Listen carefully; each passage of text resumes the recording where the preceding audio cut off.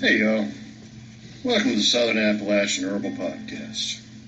I'm Judson Carroll and I'm an herbalist. I'm also a wild crafter, a gardener, and herb grower. I'm coming to you from high atop the beautiful Blue Ridge Mountains of North Carolina, just a stone's throw from the Tennessee line, overlooking the Pisgah National Forest. Absolutely surrounded by the bounty of God's green earth. I spent most of my life wandering these mountains and learning about plants from the old-timers and all sorts of characters. On this show, we'll talk about herbs and how to use them, how to find them, how to grow them, how to make preparations. We'll talk about a lot of things. We can also talk about permaculture, homesteading, foraging, and living off the land. Most anything, really. You can email me at southernappalachianherbs@gmail.com if you have a question or a comment. You can also contact me through the Grow Network, where I'm a regular contributor and a moderator for the forums. And my blog is, of course, southernappalachianherbs@blogspot.com. All right, y'all. I'm going to sit my guitar down and let's talk about herbs.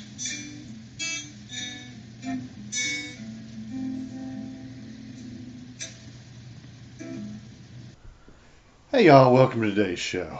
I'm going to try to keep today's show a little brief. I just got back in kind of late last night from a couple of days in the woods, and I am beat. I am just beat. It was chilly at night, I fell in a couple of times, got wet, didn't sleep all that well, hiked a lot, but had a great time, quiet and peaceful. But yeah. Today I am sore and I am tired. Anyway, when I got back yesterday, I was surprised to notice my potato plants, how big they had gotten. I had to hill everything up and all. Really, before I could even go inside, I had to go ahead and take care of that. You got to keep hilling your potatoes up, or you don't get good potatoes, and those you get can get sunburned. And when potatoes get sunburned, that means they turn green. They get exposed to sun. They actually become toxic. You really shouldn't eat them. You can absolutely save them as seed potatoes for next year. Just go ahead and stick them in a dark cabinet, and by next spring, they can be the potatoes you plant out. I mean, you don't waste potatoes, but I'm standing there with a bunch of fish, and I've got all these potatoes, and a recipe came to mind, which I think we'll talk about. I did an interview last week. We get back to the regular format of the show where we talk about herbal medicine and cooking. And our herb for this week is a really interesting herb, probably one of the most common overlooked herbs there is. It is sarsaparilla and its allies, we'll say. There are many plants that are very similar to sarsaparilla that are probably growing in your yard right now, and you've probably been working to try to eradicate them. So we'll get into that. Really fascinating subject. But going back to the recipe for the week, I love, I'm a casserole fanatic, first of all. I'm a fish fanatic. I'm also a potato fanatic. And years ago, I learned a really interesting, I cannot remember if the lady was Polish or Swedish. No, actually, I think I may have gotten similar recipes from two different people, come to think of it. It's essentially an au gratin or a scalloped potato recipe with the addition of fish. And this may sound crazy to you, but always remember that fish and potatoes go perfectly well together. I mean, whether it's fish and chips or, boiled potatoes and fish in a New England fish boil, you name it. Potatoes and fish go really well together. Clam chowder, just think about that. This is such a good recipe, and it's very adaptable. I'm trying to remember, I think in the Polish version, they used sardines, and it was just canned sardines. Could have been canned mackerel. I mean, it was canned fish. So this was, a recipe of necessity. It was something you'd make probably in the winter or during Lent. It'd be from canned fish. And, of course, if you know the history of Poland, they've been through some terribly hard times. Now, over in Scandinavia, I believe it was made from pickled herring or salt-cured cod. And I think it could have been made from either. So just a wide range of fish. Basically, you've got some fish and you've got some salt. And it's sort of a fatty fish. I mean, whether sardines or mackerel or cod, it's not a very lean fish. Those tend to be the fattier fish, like tuna and salmon, tend to be the best. Certainly mackerel, sardines, anchovies, they tend to be the best fish for preservation. So, I'm looking at a fish like trout, which is actually in the salmon family. Trout is a salmonoid fish, and it's a little fatty. It's not terribly fatty. It's not like catfish, but I guarantee you could make this dish with catfish. It would be fantastic. Not up in the mountains where I live, but we come on down, get down to where this Petey River and the Cape Fear, which is, I don't fish the Cape Fear or the lumber anymore. I got some qualms with them.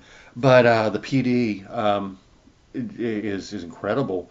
You can catch blue catfish out of there that are the size of a Volkswagen, like a Volkswagen Beetle. I mean, they are giant. They are several hundred pounds. They'll feed you for a year. And this would be an excellent dish if you had to use up some of that. When you catch a fish like that, it's absolutely impossible to cook it all or freeze it all. The very best thing to do is either salt cure it or pickle it like you do with herring. I have those recipes in my book, The Omnivore's Guide to Home Cooking. Pickled fish is actually very good if you do it right and you do it at home. Very simple to do. Maybe I'll get into that in another show, but the recipe's in my book. Same with salt cured and dried smoked. Smoked catfish is fantastic. You can salt cure it essentially, but add some like Creole seasonings and a little bit of sugar to get the seasonings into the meat. Not a lot. You don't want to taste the sugar, at least I don't. And then just kind of, well, you can hot smoke it or cold smoke it. And hot smoked fish actually needs to be eaten a little bit sooner. Cold smoked fish will keep all year. And if you think you don't like catfish, which I don't know too many people who don't, you should really try it smoked. It loses all its fattiness. It gets a nice firm texture, incredible flavor. And then, of course, the fresh you can just fry up and have fried catfish with some French fries, which, absolutely wonderful. Or you can make a catfish stew, which is very traditional along the Cape Fear and the PD and our rivers in the South. People lived on catfish stew, for generations. And catfish stew was essentially fish and potatoes and onions. And some people put some milk in it, some don't. Some people use different herbs and spices. Some people use a tomato base, which I think that's really good, actually. A catfish stew or any kind of fish stew with a tomato base, I think is absolutely delicious. You put milk in it, it's more like a chowder. But obviously, you're getting this common mix of ingredients that can be anything from a fish stew to clam chowder. Where in this, we're going to take a basic either potatoes gratin or potatoes au gratin or escalloped potatoes. Scalloped. I know you're not supposed to pronounce the E, but I always slip up and do. I don't speak French very fluently or at all. I don't speak French fluently at all. Scalloped potatoes. Really the only difference between the two, the potatoes maybe cut a little thinner in one than the other, but in one you make a bechamel sauce and add the cheese and melt it in. The other you just pour cream over the potatoes, maybe put some butter in between the layers and put your cheese on top. So totally up to you. So let's say you've got some fish of your choice, and if I'm using trout, well, I'm thinking I want to put some flavor in this trout because trout's very mild. I mean, it's very, very mild. It's really not very good at all if you don't season it up. It's not a whereas salmon I could totally eat by itself, plain, like even a ceviche. I mean, I could even eat it raw, no problem. Trout has no flavor until you put some salt on there and a few herbs. It's just like nothing. But it's very delicious when you do. You just have to bring out that flavor, a little citrus, a little, whatever. Totally brings out the flavor. It's wonderful fish. So I'm going to think, okay, I'm thinking about these canned salty fish. Well, what I'm going to do is I'm going to brine it overnight. So clean the trout, scale it. I'm actually going to take the skin off, which you don't have to do with trout, but it's going to take the brine up a little bit better. I'm sorry, I said scale. You don't scale trout. Trout don't have scales. For any other fish, you would scale it. You can tell I'm a little sleepy. Anyway, I will actually pull the skin off because I want the brine to get into the meat. That's probably optional, but when you've got a white fish and you've got white potatoes and you've got white onions, I don't want a lot of black pieces of skin in there just for the visual effects. But yeah, you could skip it if you wanted to. I'm going to take the trout, It's all cleaned up. I've removed the head. I've even taken the tail off. I've got nothing but nice fillets here. So when I take a fillet, I am actually going to run my knife right under the skin, okay?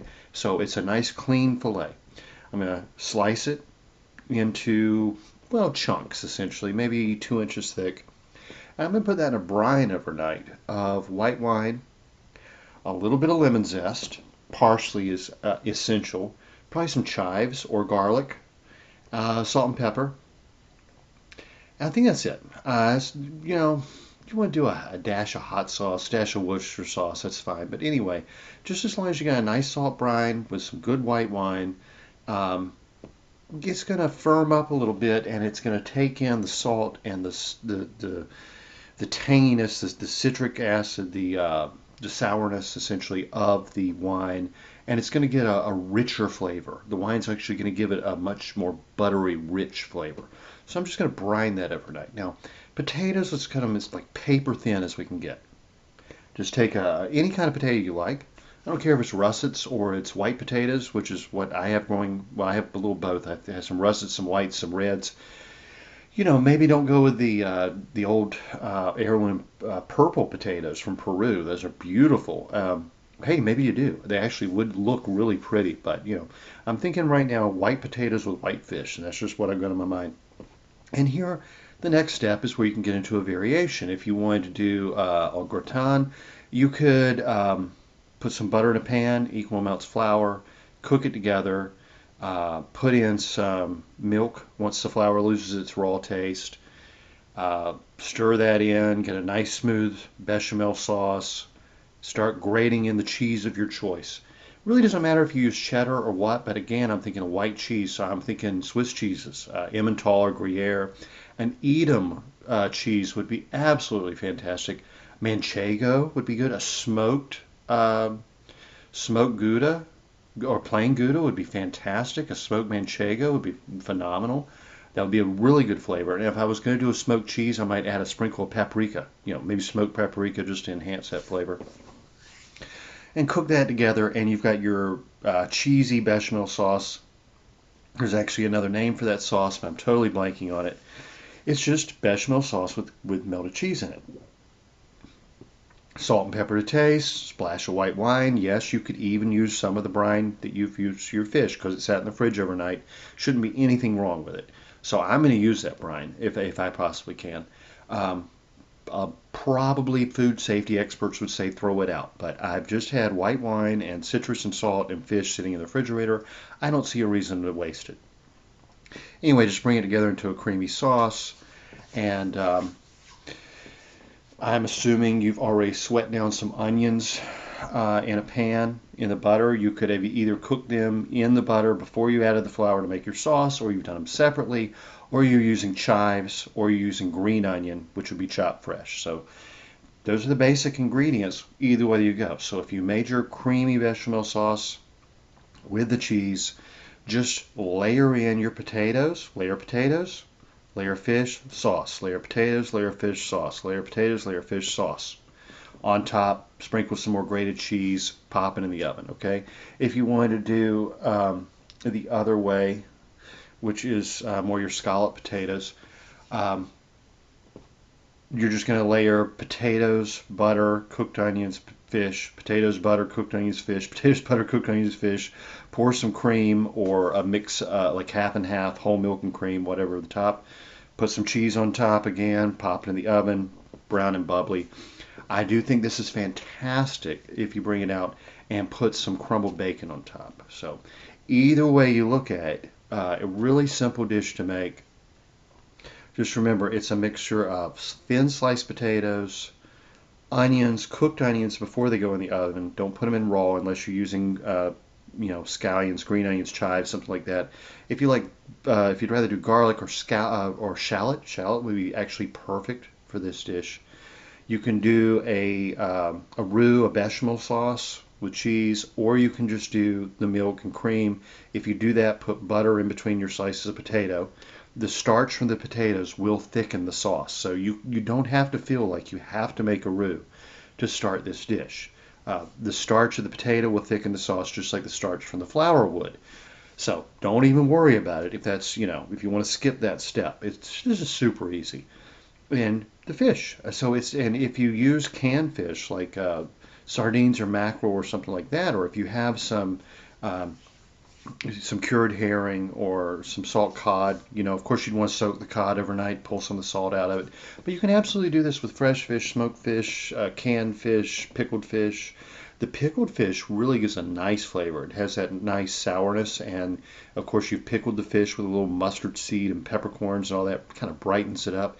But it's just a good, hearty, hot, filling dish, perfect for a very tired man who has spent a few days in the woods and is sore and tired and cold and needs a good night's sleep. So that's it. Super simple, easy fish dish, really cheap. I mean, if you catch your own fish, it's only going to cost you, well, actually, what, the price of the milk or butter, or the wine, because if you're growing your own potatoes and your own onions, if you had to go to the store and buy a can of fish, some potatoes, some onions, the wine, the milk, the cheese, etc., a few herbs, I think you could still feed a family for, I don't know, $5, 6, 7. I mean, you could put this in a big old casserole dish and everybody just dig in. Because I mean, you're only using what, a half glass of wine, um, maybe a cup of milk at the very most. Uh, what, 2 tablespoons butter, a pinch of flour. I mean, it's super cheap and simple and easy. And you could see how this would have been, in Poland, a food they may have made under Soviet occupation, or in other nations, it just would have given a good meal for Lent when it's still like really cold and you're not supposed to be eating meat. Totally up to the person, but I can see where someone could make it a little leaner if they wanted to, or make it a little bit fattier as I do. In fact, I will probably use about almost an entire stick of butter in there and then cover it in bacon and bring it all brown and bubbly with the bacon all crispy and just put, a lasagna sized slice of that on a plate and pour myself a glass of that white wine and dig in. And it will be fantastic. So, that's my recipe for this week. Now let's get into the herb. Sarsaparilla and its adaptogen allies. Now, sarsaparilla is one of the most storied herbs in American history. It's actually a member of the Smilax family. Smilax are the green brier, all the briars, green brier, cat brier, bull brier, carrion flower even. Carrion flower is a member of the Smilax that has no thorns and actually has a flower that smells like rotting meat. They grow huge. They grow all over my yard here in the mountains, and they're really cool plants. And they're actually very closely related to the South American Smilax, which is actually called sarsaparilla. The true Smilax is Smilax ornata. The other members of the Smilax family are all related, and they're all going to share some of the properties, though maybe none of them are quite as strong as sarsaparilla, but really, who knows? Okay? Many other plants called sarsaparilla are in the Aurelia family. The Aurelia families are well-known adaptogens. In early America, all of these plants were called sarsaparilla. It's kind of interesting that spikenard, which was a popular adaptogen in North America, and sarsaparilla, which was a popular adaptogen in South America, were thought so similar that these two families of normally thorny plants, the Aurelias aren't necessarily vining, but the Smilax are, were used interchangeably. And most often the way they were used was to take the roots and make root beer. And if you remember the old Western movies where a trail-worn cowboy would walk into the saloon, one of them would order a whiskey and the other one would order a sarsaparilla. Well, he wasn't ordering Barks root beer.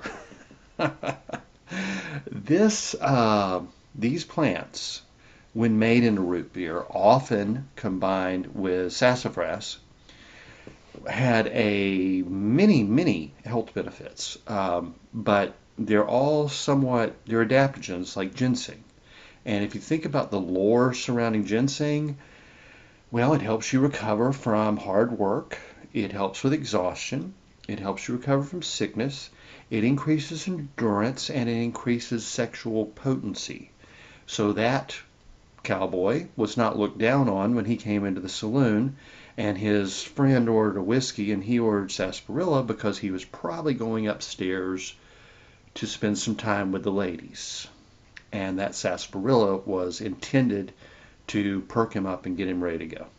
So I won't go into detail on that, but these plants have been used for centuries by the natives of South America in terms of sarsaparilla, and the natives of North America in terms of the other smilax and Aurelia family plants for that purpose. They're interesting plants. And think about how we treat the briars in our yards. We try to get rid of them. We tear them up. We spray them with Roundup, or hopefully you don't. But we don't look at them as being anything important. And yet the entire smilax family is useful. The Aurelia family is more popularly useful. I mean, you can think of spikenard, you can think of devil's club and opoplanix and all that, closely related to ginseng. Very adaptogen plants.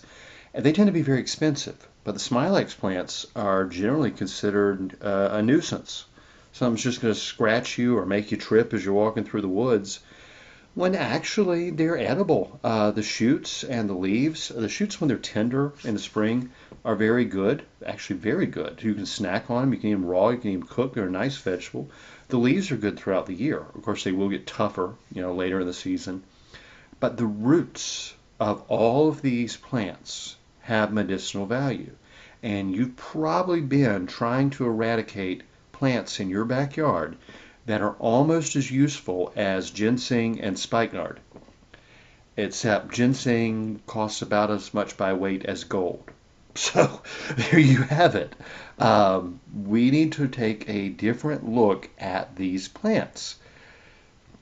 Really, the confusion about these plants goes back to before America was ever founded, when sarsaparilla, having been discovered in South America, became so popular. People in North America found these other plants to have the similar aromatic roots, good taste, same or similar, probably not as strong adaptogenic benefits, and all the root beers, unless they were made specifically with, sassafras and birch, anything else was called sarsaparilla. And that was America's, I wouldn't even call it a soft drink, because they could actually be, these are fermented beverages. You would take the roots, you make a strong tea or decoction out of them. You then combine them with sugar.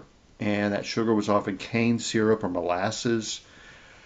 They didn't have a lot of refined sugar back then. And then you add some aromatics. So you might add some sassafras, which is a good tonic. It helps build the system and immunity as well. You might add some birch twigs, which would give you some pain relieving effect because it has salicins in it and a nice fresh taste. It could be spruce tips, spruce buds, which also are immune boosting. They can help break a fever. They help induce sweating so you feel cooler when you've had one. But these are all based on the roots of these plants, which are in the Smilax and Aurelia families. You would then take that and put it in a barrel or a cask and let it ferment. Yeast from the air would take care of it, or you could throw in some beer yeast and it would ferment. And depending on how much sugar you used and the strain of yeast, you could get this well up to about 25% alcohol. I mean, let's put that in context. Let's go back to our potato and fish recipe from earlier. We're going to use a glass of probably Chardonnay or something. It's going to have maybe 12% alcohol. So a glass of wine is probably going to be between 11 and 18% alcohol, on the high end with a really bold Zinfandel or other red wine. But you could get these root beers up to 20-25% alcohol. And so they weren't only medicinal, and they weren't only restorative and put a little pep in your step, but they kick like a mule. And they were really these were some of the most popular beverages in early America. I mean, George Washington enjoyed his root beers. He made beers from barley. He also made beers from birch. Our ancestors lived on this stuff. It also made water good to drink, but these could really be actually pretty high proof and strong. But it is interesting that with the the substitution of the roots, I mean, most of these were not made with true sarsaparilla coming from um, South America. They could be used from the vines out of your backyard or something else. And so, in the early 1900s, with the Pure Foods and Drug Act, they tried to investigate the sarsaparillas, the root beers of the time, which were said to have medicinal values, and basically said none of them have any value at all. Well, what it really came down to was they couldn't figure out what was in them. I mean, one plant, one name, sarsaparilla, could be like 30 different plants, and some of which had little medicinal value, some of which have a very strong medicinal value.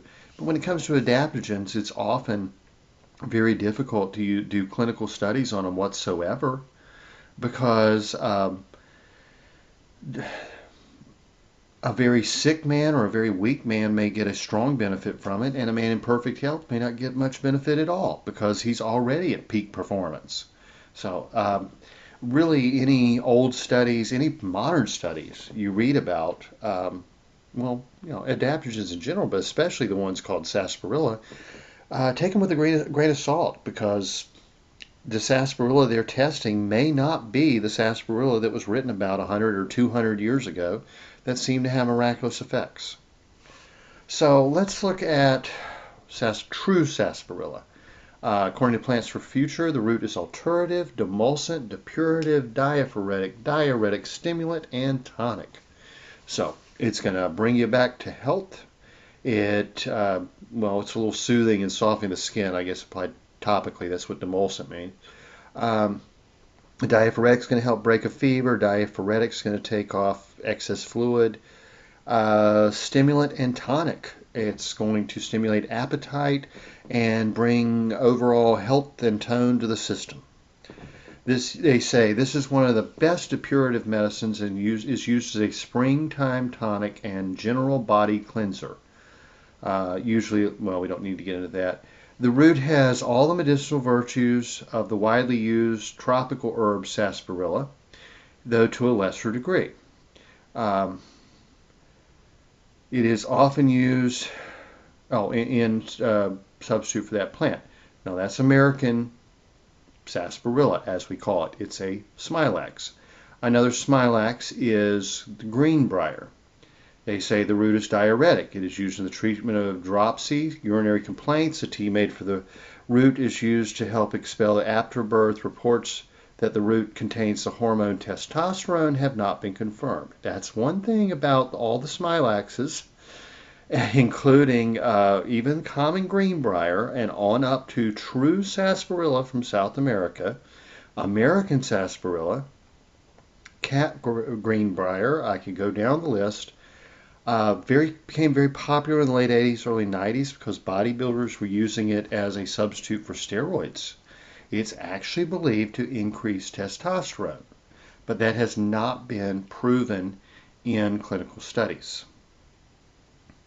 They say, however, it might contain steroid precursors. The stem prickle, we don't need to get into that either. Tea made for the leaves and stems has been used as a general tonic, treatment of rheumatism and stomach problems.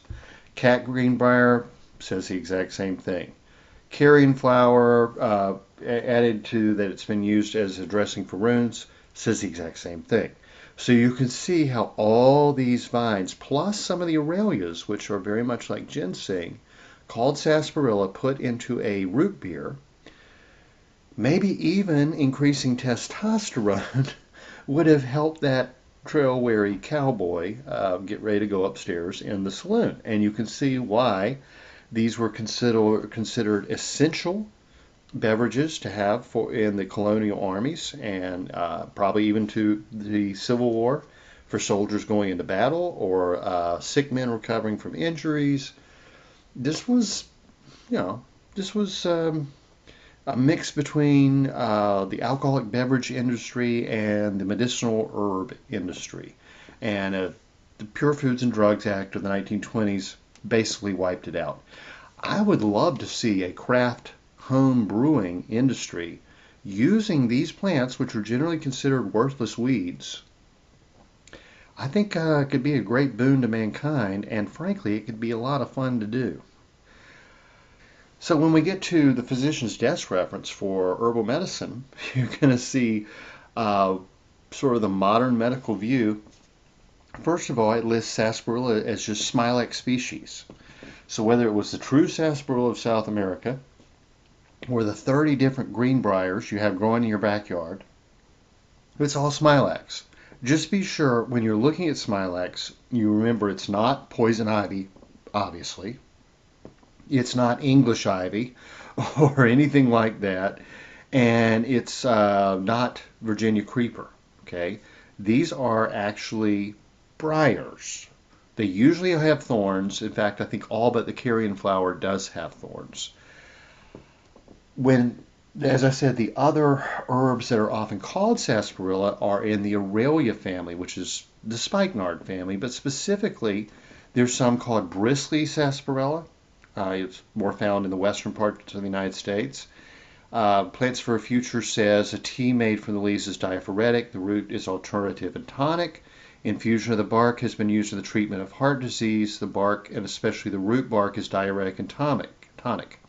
So you can see many of the same qualities as sarsaparilla or smilax. Another one is called wild sarsaparilla. Wild sarsaparilla is also in the Aurelia family. You can see how confusing this gets. Wild sarsaparilla is a sweet, pungent, tonic herb that acts as an alterative. Alterative is something that brings you gradually back to health.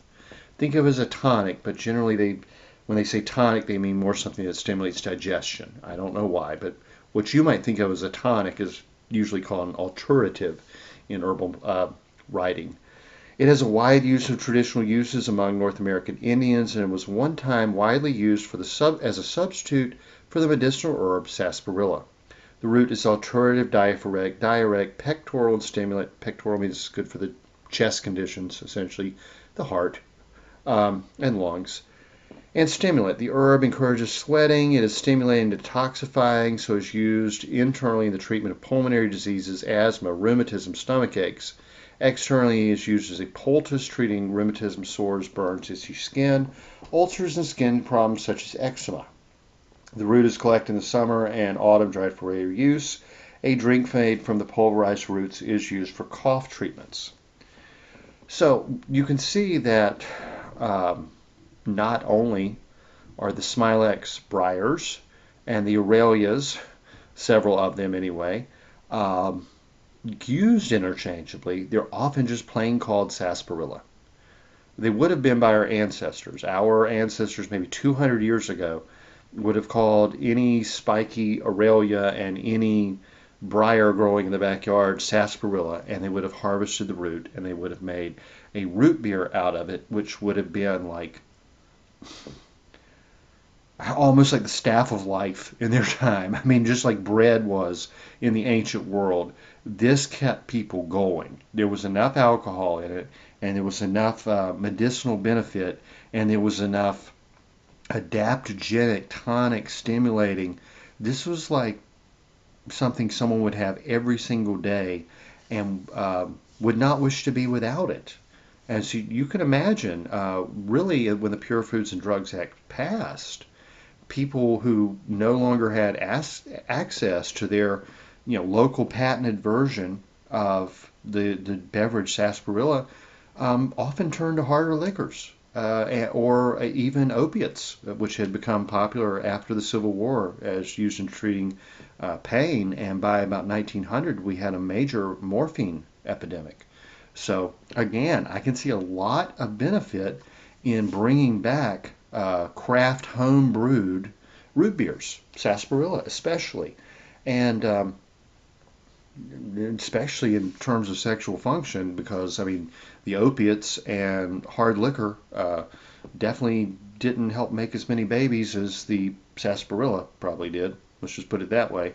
I mean, uh, when someone's over there passing out, they're not exactly going to get the job done. Anyway, and we do need more babies in America. No matter what anyone says, our population is now declining. We need more married families, and we need more children, and we need more people with traditional solid values. And the same things happening in several European countries and China. We're seeing a decline in birth rates. It's a real shame. We need more families. This is Father's Day, and I say we need more fathers in America, but only fathers who are going to be there to raise and educate and love and care for their children. We don't need a lot of absentee sperm donors.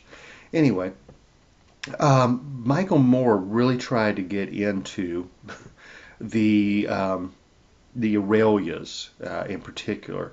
He listed Devil's Walking Stick, which was also called American Sarsaparilla. That was, I think that was the first one, Plants for Future reference, when it said America's sarsaparilla. He said, of course, it was not a true sarsaparilla, but of course it was one of those, many of those called sarsaparilla. But it was a relative to spikenard, which saying and is similar to ginseng, and again it gets all confusing. But he said used as an alternative to build up weak people to stimulate diminished stress between the brain, hypothalamus, and limbic system, and pituitary. These adaptogens all have an effect upon the glandular system in the brain. They help with hormone production, and you'll have adaptogens that calm the thyroid. You'll have adaptogens that stimulate. It's just various, things. Well, anyway, this stimulates diminished stress between the brain, hypothalamus, limbic system, and pituitary, minimizes limbic system stress, not as strong as ginseng, but good long term. Basically, it quiets nonspecific stress so that the body doesn't react. It helps modulate blood sugar spikes, adrenaline spikes, blood sugar, and insulin as well. Adaptogens can lessen or mellow the adrenal response somewhat. And Aurelia californica has the same properties, but also elevates mood and stimulates the GI tract and helps with respiratory stress.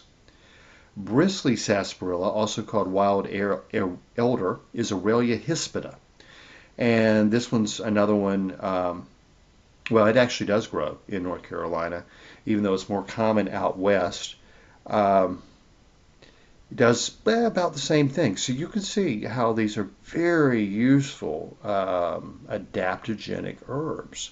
So what have we figured out from this? Well, although almost all these herbs, whether they're Smilax species or Aurelias, are called sarsaparilla, they're essentially herbs that have a similar flavor, aroma, and use as true sarsaparilla. Some are probably not as strong as true sarsaparilla, and some are probably maybe even a little stronger than true sarsaparilla. I would just get all I could and experiment and use them interchangeably. By 1600s, sarsaparilla, South America, was being popularly used in England. Culpeper wrote about it. He gets into a little confusion about a European Smilax that Dioscorides had written about. There's always been confusions over these plants, but true sarsaparilla was introduced to Europe by the Spanish around 1536. By the time we get to Miss Grieve in 1930, she says American sarsaparilla, which she listed as Aurelia nudicalis, so she's not even talking about a Smilax, is alternative, pectoral, diaphoretic, sudorific, so it helps you gain strength and be healthier, good for chest conditions, helps break a fever, and helps you sleep. Used as a substitute for Smilax sarsaparilla. Useful in pulmonary diseases externally as a wash for indolent ulcers and shingles. Is said to be used by the Crees under the name of rabbit root for syphilis, and as an application to recent wounds. It contains a resin, oil talon, albumin, and acid, mucilage, and cellulose. She then, in the same category, puts Smilax ornata, which came from Jamaica, which she says was produced in the middle or introduced in the middle of the 16th century as a remedy for syphilis and came to be used for other chronic diseases, specifically rheumatism, gastric irritation, and could even be smoked for asthma. Very useful as a tonic, alternative, diaphoretic, and diuretic. She gets into a sarsaparilla from India, which is a completely different species. It's not either Aurelia or a Smilax. Let's look at other species. She's got one called Smilax medica, Mexican Smilax, etc. And again, she's saying all of them basically used interchangeably. Like I said, these plants had a big upsurge in popularity in the 80s and 90s among bodybuilders. And they faded back into obscurity when all the studies came out and said, no, it doesn't really increase testosterone. But what if it has an adaptogenic property, as adaptogens do with most things? It helps strengthen one who's weak in a certain area. Maybe they do. Maybe they don't. I have no idea. I can't guarantee it's going to put hair on your chest. I can guarantee it will make a very tasty beverage that will make life a little more pleasant and probably has some really good medicinal use. So we have to go to my standard disclaimer saying that I don't say anything. I don't actually say anything like that. I give you information and tell you to do your own research. But considering that most soft drinks, most sodas these days are basically just corn syrup and artificial flavoring, artificially carbonated, and have led to at least in part, to an epidemic of diabetes and heart disease and all that, and obesity. I think if we started brewing some of these root beers and such at home, and you don't have to make them highly alcoholic. You could actually do the same thing with just a little sugar and some yeast, and it would carbonate, and you could probably even make one that was maybe about 1% alcohol, which is like nothing. You will get about 1% alcohol just from eating fruit. Okay, it's just the natural yeast on the fruit. But you can make, like I said, you could probably get it up to over 20%. Who knows, right? But when we look at the way our ancestors lived, making these beverages at home, utilizing everything from sassafras and the sarsaparillas, I guess I'll call them, to birch twigs, to plums and raspberries and any fruit growing wild around them, to make their homebrewed beverages. And they were living to be 100 or so, and now people are dying earlier and in poorer health than our ancestors, even with the most expensive medical care on earth and tons of pharmaceuticals. I guess I have to step back and just kind of quote John Wayne. Life's tough. It's tougher when you're stupid. That's one of my favorite John Wayne quotes. Said, life's tough. It's tougher when you're stupid. Don't be stupid. Just do for yourself and quit listening to the so-called experts. At least that's my opinion. And maybe we can get away from some of that mass-marketed garbage that's killing us and use some of the healthful herbs, and heck, go fishing and grow some potatoes and onions and cook up a nice little potato casserole. Call it whatever you want and flavor it however you want. Wash it down with a good sarsaparilla and, well, maybe don't go to the saloon and, visit the upstairs, but spend some time with your family and be a good, a strong man.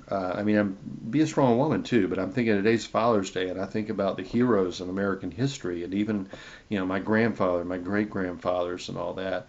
They were strong, robust, good men who lived to old age being active and healthy and strong, well into their 90s, and raising families of 5 to 15 kids and fighting in wars, and they didn't complain a whole lot, and they didn't go to doctors every day, and they weren't taking a suitcase full of pills every day, and they didn't have all those health complaints. Yeah, they had some arthritis, and I remember my great-grandfather's knuckles were just huge. They were like the size of golf balls. He had terrible arthritis. It had more to do with the soil conditions in the area and heredity than anything else. But, you know, now everybody's fat, dumb, and stupid, and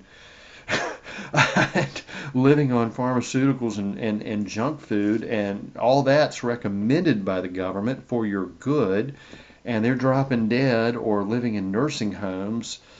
And, I still remember sitting there with my great grandfather, and he's 96 years old. He's teaching me to play the harmonica, and he's telling me about his service in World War One, and his cows were out back, and his pigs were out back, and the chickens were pecking around, and sitting under the big oak tree with my great grandmother shelling peas with the chickens and the dogs all over the place, and the big garden out back. And these were strong, healthy people right up to the end of their lives. Women who had babies at home, men who cut down trees and made things out of them. And they're not the soy boys of today, or the fat, doughy, pharmaceutical-filled baby boomers of today. No, they're not. And they were old enough to have had a few sarsaparillas when they were younger. They were also old enough those men could shoot a pistol, let me tell you. They usually carried, and they were true natural-born marksmen, that's for sure. They were quick with a joke, good with a story. I think of my grandfather, quick with his fists if he needed to be, the true Irishman, tender-hearted, loved children and animals, went to church on Sundays, built their own homes with their own two hands, cleared forests, planted gardens. They weren't worried about, catching some cold that was going to kill them, or there was no chance of dying of obesity because they worked too hard. And I don't know. We've lost a step, to put it mildly, as a culture. We've lost the race, is what we've lost. And if we don't man up a little bit, forget it. I mean, you can complain about the patriarchy all you want, but the patriarchy built every nation on earth, built every city on earth, built every house, every school, every hospital, every church, the rockets that put men on the moon, the colleges that educated your butt, the ones that wrote the books. We need to get back to some strong men. Strong men protect strong women and raise good children, and should never be vilified or overlooked or denigrated. Because I can tell you, as one who did not grow up with a father, it's been the greatest absence in my life. And I'll just leave it there. Y'all have a great week, and I'll talk to you next time. The information in this podcast is not intended to diagnose or treat any disease or condition. Nothing I say or write has been evaluated or approved by the FDA. I'm not a doctor. The U.S. government does not recognize the practice of herbal medicine, and there is no governing body regulating herbalists. Therefore, I'm really just a guy who studies herbs. I'm not offering any advice. I won't even claim that anything I write or say is accurate or true. I can tell you what herbs have been traditionally used for. I can tell you my own experience and if I believe an herb has helped me. I cannot nor would I tell you to do the same. If you use an herb anyone recommends, you are treating yourself. You take full responsibility for your health. Humans are individuals and no two are identical. What works for me may not work for you. You may have an allergy, a sensitivity, an underlying condition that no one else even shares and you don't even know about. Be careful with your health. By continuing to listen to my podcast or read my blog, you agree to be responsible for yourself, do your own research, make your own choices, and not to blame me for anything ever.